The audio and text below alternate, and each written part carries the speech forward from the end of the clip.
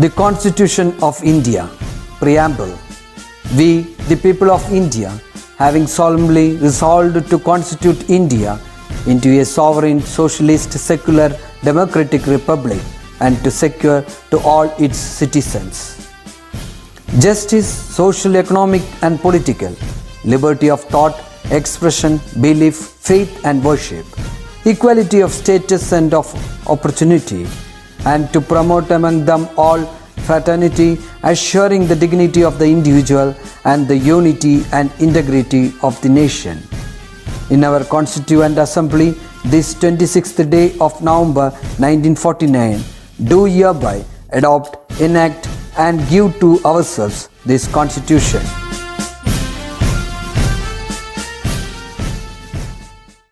Hello children, welcome back to your English class. Hope you might have enjoyed the previous session, seminar session that was handled by your own friends, and the topic was disaster and disaster management.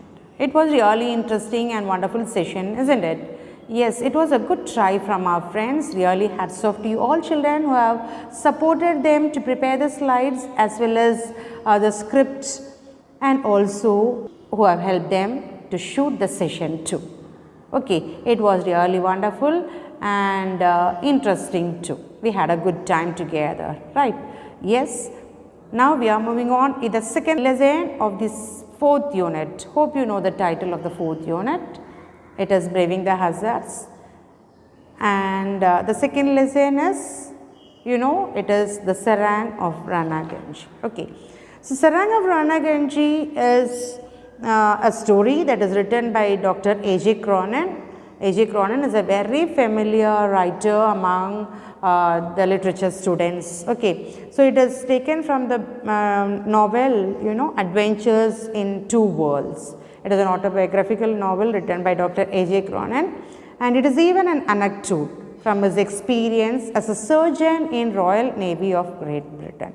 I hope really the story is going to be very interesting for us to read as well as to learn a lesson on how to handle an unexpected period of time with so much of courage, confidence and belief without creating any chaos to others.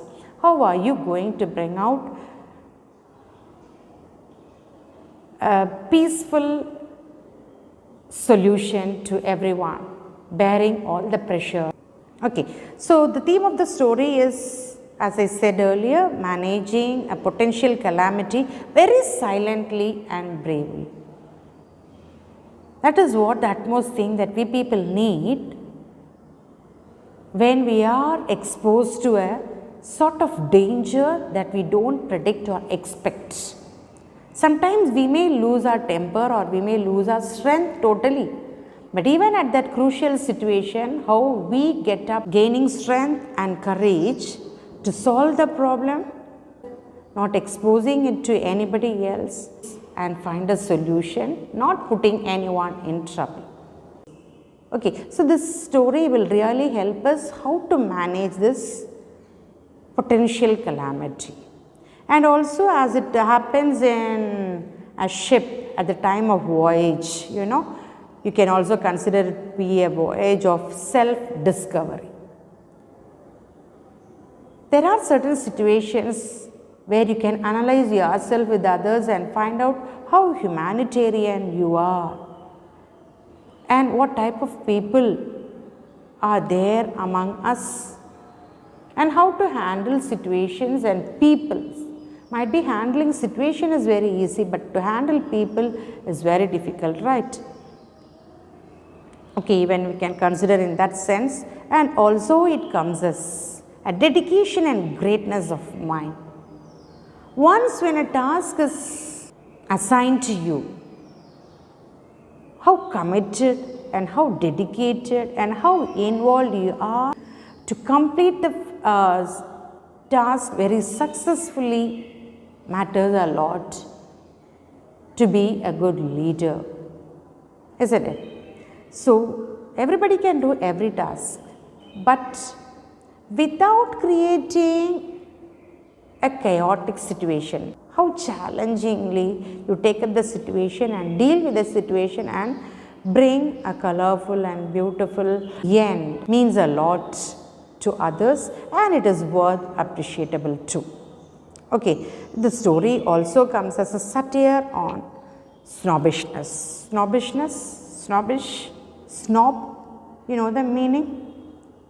Yes, a person who cares a lot about self-respect and who needs so much of respect in social status. Okay, the thing is who gives more importance to self than to others. Okay, and finally towards the end of the story we learn a great message. The message is what we have learned in the previous lesson, like in Stephen Hawking, you know, we spoke about, we discussed, don't judge a book by its cover. And also we learned that outward beauty is nothing, but inward beauty is everlasting. Yes, let's begin with the lesson, and as it is a story, you know, I'll be giving you the PDF on the screen. Okay. Here is a story about a voyage from Liverpool to Calcutta during the British rule in India. It tells how the author and the hero of the story manage a potential calamity silently and bravely. So the title of the lesson is the Serang of Ranaganji. You know what Ranaganji is? It is the name of the ship. Okay, and Serang means an officer in a merchant ship. Okay, so as I said earlier, it is an anecdote by Dr. A.J. Cronin. We'll begin with the story. Look, my dear, did you ever in your life see such an absurdly comic creature? A smartly dressed woman, first class passenger on the Ranaganji, about to sail from Liverpool on the long voyage to Calcutta, made this remark in a high, well-bred voice to her companion as they stood before me on the liner's upper deck. Who is this me here? It is A.J. Cronin, the writer. Okay, liner's upper deck, liners, it is passenger ship. So somebody exclaims about a person saying that she has never seen such a comic creature in her life.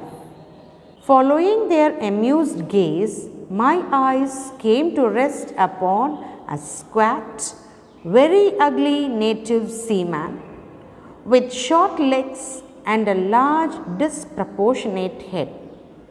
I recognized him as the Indian Serang or quartermaster of the ship.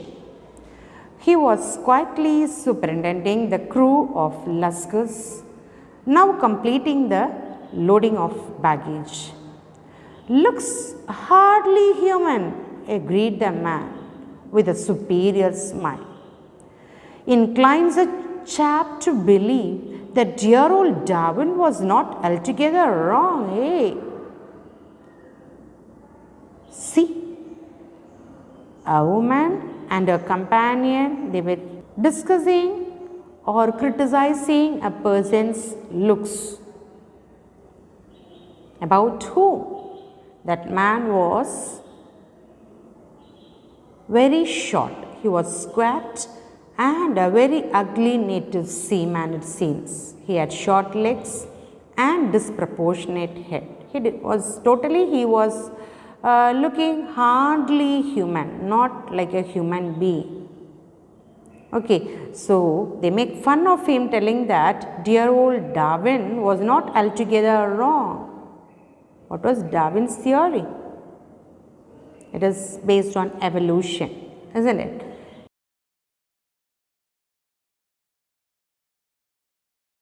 Yes. The voyage began favorably in calm, clear weather. We crossed the Bay of Biscay without suffering unduly from the turbulent waters and soon were through the Strait of Gibraltar, traversing the tranquil Mediterranean under azure skies. Tranquil, peaceful Mediterranean Sea under the clear skies. The weather was totally fine and good for the journey. The Ranaganji was a stout old tub ship manned by white officers with an entirely native Indian crew. I was the physician of the ship and was delighted by the balmy breezes and brilliant sunshine. Balmy breezes, gentle. Ranaganji was a stout old tub ship, I said earlier, isn't it? The physician of the ship was A.J. Cronin, Dr. A.J. Cronin. Okay. The ship was crowded, packed with passengers from stem to stern. The usual tourists and pleasure seekers, together with a large number of Anglo-Indian army officers, many of whom were accompanied by their wives and families. From the first night out, there was tremendous gaiety on board because the journey has just started. So everybody was enthusiastic, enjoying the trip. The chief among the social promoters was Miss Job Smith, the woman whom I had overheard on the boat deck the morning of our departure. Okay, so now Job Smith, the lady who has made a very mean criticism about a person, is being introduced right now. Her name is Mad Job Smith. You can see to her appearance. Mad Job Smith was a thrusting person, obviously over 30, got up in a dashing style to look young. She was not only a snob but a bold and assertive beau. We reached Port Said. Everyone went ashore excitedly, came back with silks, shawls, cigarettes, scent and jewelry. Then we were through the Red Sea, past the barren rocks of Eden and out upon the wide Arabian Sea. So here you can start framing the character sketch of Job Smith. Okay. On the following morning, as I held my consultations in the surgery adjoining my cabin, the Serang Hassan, the main character Hassan, appeared, bringing with him two of his Laskar deckhands. He inclined his head in a respectful salam and addressed me. Hassan, about whom the lady made fun of, gets into the story with a very helping hand and with so much of respect to this doctor, Dr. A.J. Cronin. His voice was hoarse, not only his appearance but even his voice was hoarse, yet it had a steady undertone. Dr. Sahib, I fear these men are sick, said Hassan with a hoarse voice, rough, that is not pleasant to hear. Okay. The seamen certainly did not look well. They complained of general malaise, of intense headache and racking bone pains. So malaise, it is a sign of sickness. When you feel sick, might be you get a body pain, you get a headache, you get joint pain, isn't it? Same way they got intense headache and racking pain. Physical pain was also there. They looked frightened too as I asked them to strip and began my examination.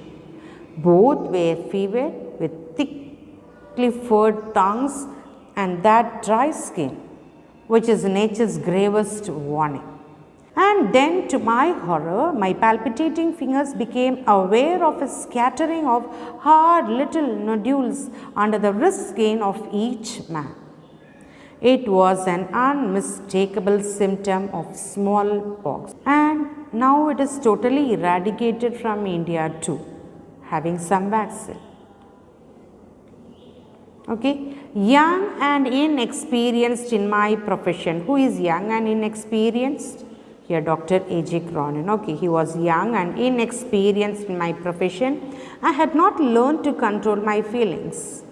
My expression have altered visibly, for although the Serang said nothing, his lined and battered face assumed a look of deeper gravity. Hurriedly, with beating heart, and I made my way to the bridge. Now let us stop here and we will meet by the next class. Please read these 2 pages and please try to answer the questions given by this side of the passages. Okay? Thank you, dear. Bye.